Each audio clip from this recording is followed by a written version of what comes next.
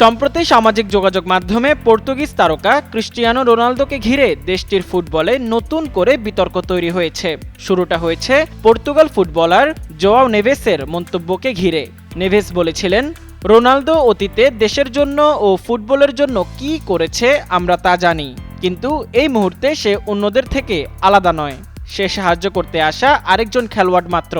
নেভেসের এই মন্তব্যকে ভালোভাবে নেননি রোনালদো ভক্তরা। ইনস্টাগ্রামে এক রোনালদো ভক্ত নেভেসের ছবির নিচে লেখেন তিনি যেন রোনালদোকে বল পাস দেন।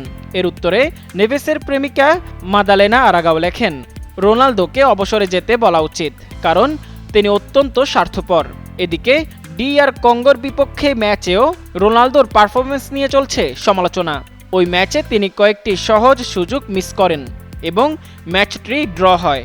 এরপর থেকে তার পারফরমেন্স নিয়েও সামাজিক যোগাযোগ মাধ্যমে সমালোচনা বাড়তে থাকে।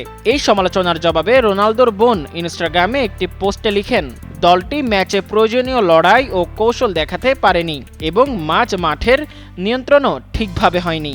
তার ভাষায়, পুরো ম্যাচের চিত্র ছিল অস্বাভাবিক। দলের নেতৃত্বের অভাবে ম্যাচের দায়িত্ব অনেকটা ছড়িয়ে পড়ে এবং নির্দিষ্ট একজন খেলোয়াড় ম্যাচে প্রভাব রাখতে ব্যর্থ হয়েছেন। সব মিলিয়ে সামাজিক মাধ্যমে চলমান মন্তব্যগুলো পর্তুগাল দলের অভ্যন্তরীণ চাপ ও বিতর্ককে আরও সামনে নিয়ে এসেছে।